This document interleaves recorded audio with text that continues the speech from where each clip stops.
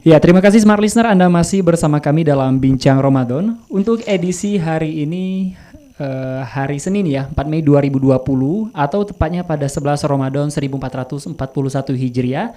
Dan kita masih bersama Ustadz Dasram Effendi LC, membahas mengenai keutamaan 10 hari kedua di bulan Ramadan. Jadi, di segmen sebelumnya tadi, Ustadz Dasram Effendi sudah menjelaskan banyak sekali hal-hal yang harus kita kerjakan ya. Tidak memandang untuk 10 hari pertama, kedua, dan ketiga itu harus tetap istiqomah, yaitu berbuat baik, sholat 5 waktu, dan menjalankan ajaran sunnah-sunnah yang ditetapkan oleh Rasulullah. Nah, menarik tadi pembahasan Ustadz Dasram mengenai keistiqomahan. Jadi, Ustadz Dasram biasanya di 10 hari pertama ini kita melihat fenomena di masyarakat ini jor-joran sekali ya. Dalam beramal, membaca Al-Quran itu di 10 hari pertama itu satu hari ya bisa 1 juz. Nah, tapi giliran di 10 hari kedua ini mulai menurun nih Ustadz. Jadi apa ya? 1 lembar bukan 1 juz. Nah, untuk meningkatkan keistiqomahan yang seperti yang Ustadz katakan tadi ialah coba dan mencoba ya Ustadz ya. Nah, tapi seringkali muncul nih Ustadz di benak kita apa ya? Biasanya untuk 10 hari pertama ini memang semangat beribadah, tapi 10 hari kedua bahkan di 10 hari ketiga ini sangat menurun drastis biasanya amalan ibadah kita karena banyak sekali godaan apalagi mikirin buat lebaran, mau beli apa nih pas lebaran nanti, seperti itu Ustadz. Nah, kira-kira bagaimana sih Ustadz cara meningkatkan keistiqomahan kita? Mungkin ada amalan khusus yang ingin Ustadz Dasram bagikan kepada penonton YouTube kita dan juga pendengar Smart FM sekalian? Ya, baik. Sebenarnya yang saya hormati Allah Subhanahu Wa Taala mengenai malas ya, malas, lawan istiqomah adalah rasa malas. Memang makanya Nabi mengajarkan satu doa yang itu doa ya. Ketika Rasulullah SAW di Madinah, kemudian beliau melihat ada seorang pemuda yang sepertinya rungsing ya, penuh dengan hutang lain sebagainya. Kemudian Nabi mengatakan, ya fulan, wahai fulan, maukah kamu saya ajarkan satu doa yang dengan doa ini insya Allah membuat kamu lebih semangat ya, terbebas dari hutang, membuat kamu lebih rajin. Maka sang fulan itu menjawab, ya baik ya Rasulullah. Kemudian Rasulullah memberikan doa ya, doa ini yang masyhur yang sering kita baca, Allahumma inna na'udzubika minal hammi wal hazan wa na'udzubika minal ajzi wal kasal wa na'udzubika minal jubni wal bukhl wa na'udzubika min ghalabati daini wa qahril rijal. Dalam doa ini ada 8 sifat yang kita bermohon kepada Allah agar kita terhindari, termasuk ya minal ajzi wal kasal, dari rasa lemah ya, lemah. Ini lemah apa? Lemah iman, lemah ilmu, ya lemah harta, lemah semangat, ya. Wal kasal, rasa malas. Ya. Rasa malas inilah yang membuat kita tidak bersemangat dalam beribadah, ya. Tapi memang biasanya orang kalau beribadah itu tahu untungnya, ya. Kalau tahu fadilahnya, keutamaannya, maka dia lebih ringan, lebih mudah melaksanakan. Makanya ya salah satu untuk membuat kita lebih semangat, kita harus paham ya mengenai maknanya, mengenai untungnya, manfaatnya ya. Sholat misalnya, begitu banyak manfaatnya dari sisi kesehatannya, dari sisi baca Quran. Sampai saat ini penelitian membuktikan bahwa orang yang membaca Al-Quran tidak akan pikun ya. Membaca Al-Quran maknanya akan selalu jernih, selalu dijaga oleh Allah Subhanahu wa taala. Dulu pernah saya mengajar ngaji di daerah Pekanbaru. Itu ada ibu-ibu umur sekitar 75 tahun, Masya Allah ya, di satu masjid itu Al-Qurannya Al-Quran kecil, tapi selalu dibawanya dan Masya Allah matanya dijaga oleh Allah. 75 tahun baca Al-Quran masih Al-Quran kecil. Saya tanya kenapa amalannya? Qiraatul Quran, dawam yaqra Al-Quran, ya dawam taqra Al-Quran fi kulli yaum, itu membaca Al-Quran setiap hari.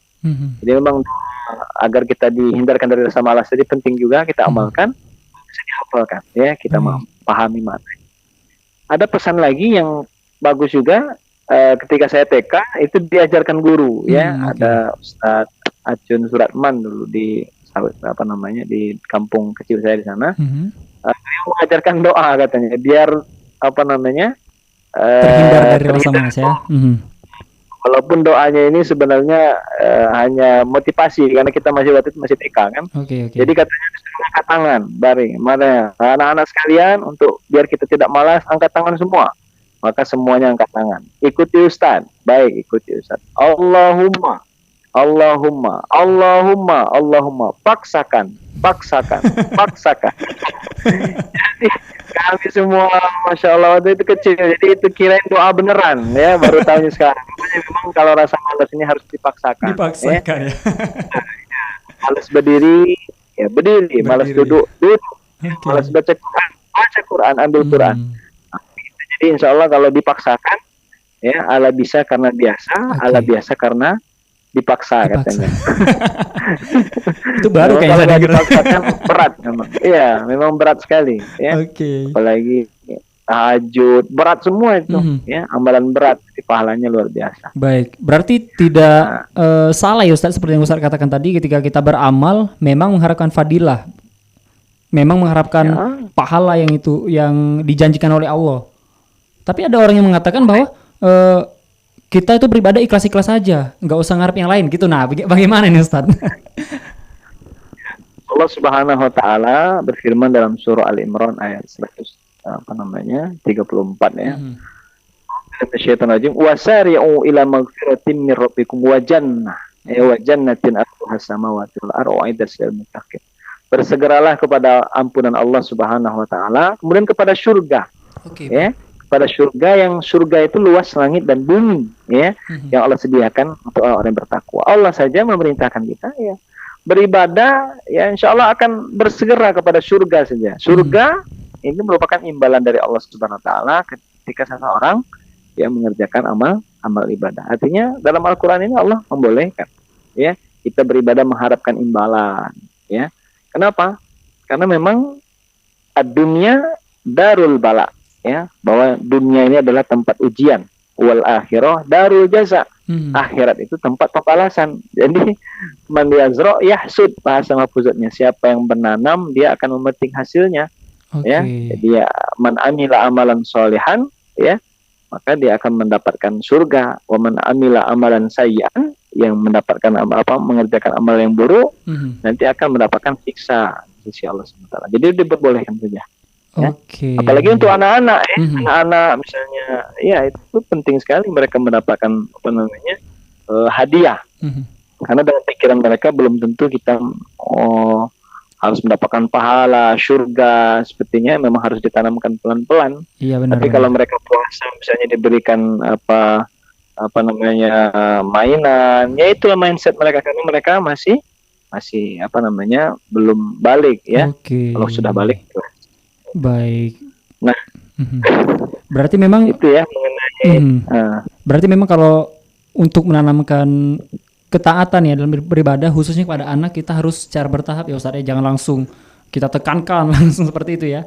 Kita kasih mainan dulu ini. Kalau puasa 1 hari, kamu dapat jatah nih sehari 1.000. Jadi kalau dikumpulin sebulan 30.000. Nanti pas Lebaran dapat, pasti semangat anak-anaknya seperti itu Ustaz ya. Pasti semangat. Baik, Ustadz, berhubung kita sudah di penghujung segmen ini, nggak terasa sekali ya, saking asiknya ngobrol ya. Mungkin bisa disampaikan terakhir Ustadz, pesan-pesannya pada seluruh pendengar Smart FM dan juga penonton YouTube channel Smart FM Palembang mengenai keutamaan 10 hari kedua di bulan Ramadan. Silakan, Ustadz Asam. Baik. Pendengar Smart FM yang saya hormati dan rahmati dari Allah Subhanahu Wa Taala, bahwa keutamaan itu Allah berikan, khususnya ada beberapa waktu yang Allah berikan keutamaannya. Salah satunya adalah 10 hari kedua di bulan suci Ramadan. Walaupun di sana juga ada tempat-tempat yang Allah muliakan, itu adalah kehendak Allah Subhanahu Wa Taala. Masjidil Haram, kenapa lebih mulia? Itu adalah kehendak Allah Subhanahu Wa Taala. Masjidil Aqsa juga begitu. Waktu sepertiga malam juga begitu. Jumat begitu juga. Ramadan begitu juga. Artinya bahwa ketika kita mengetahui bahwa ampunan Allah akan turun di bulan suci Ramadan, maka yang jelas kita akan memperbanyak amal ibadah. Ya, pesannya kita meningkatkan amal ibadah kita. Khususnya bagaimana agar mendapatkan ampunan Allah yang terakhir tadi, dengan zikir, ya, dengan zikir. Dan khususnya zikir apa? Istighfar. Istighfar inilah zikir yang mengucurkan atau menurunkan ampunan sisi Allah Subhanahu Wa Taala. Istighfar mana yang paling baik? Namanya adalah Sayyidul Istighfar, ya, rajanya pada istighfar, ya. Bagaimana lafaznya? Allahumma anta rabbi la ilaha illa anta khalaqtani wa ana abduka wa ana ala ahdika wa wa'dika mastata'tu a'udzubika min syarri ma sana'tu abu'u laka bi ni'matika alayya wa abu'u bi dzambi faghfir li fa innahu la yaghfiru dzunuba illa anta. Jadi ini lafaz-lafaz istighfar yang Masya Allah ketika seseorang baca pagi hari maka dia akan, dan ketika dia meninggal maka insya Allah akan dimasukkan oleh Allah Subhanahu wa taala dalam surga. Begitu juga ketika dibaca sore hari, ketika dia meninggal maka insya Allah Allah akan masukkan dalam surga. Kenapa? Karena ini pesan Rasulullah SAW, Sayyidul Istighfar. Dengan begitu, mudah-mudahan ampunan Allah Subhanahu Wa Taala akan turun kepada kita. Amin ya Rabbal Alamin. Amin. Baik, Ustadz Dasram Effendi, terima kasih atas ketersediaan waktunya dan maaf ya mengganggu waktu istirahatnya. Dan Smart Listener, demikian perbincangan kami bersama Ustadz Dasram Effendi mengenai keutamaan 10 hari kedua di bulan Ramadan. Betapa banyak keutamaan ya yang akan kita dapatkan ketika kita memang beristiqomah menjalankan amalan-amalan ibadah. Salah satunya adalah dengan berbuat baik dan sholat 5 waktu. Ini harus lebih ditekankan lagi sepanjang bulan puasa. Nah, baik, dan Smart Listener, akhir kata saya Fernando Oktareza pamit undur diri. Terima kasih dan wassalamualaikum warahmatullahi wabarakatuh.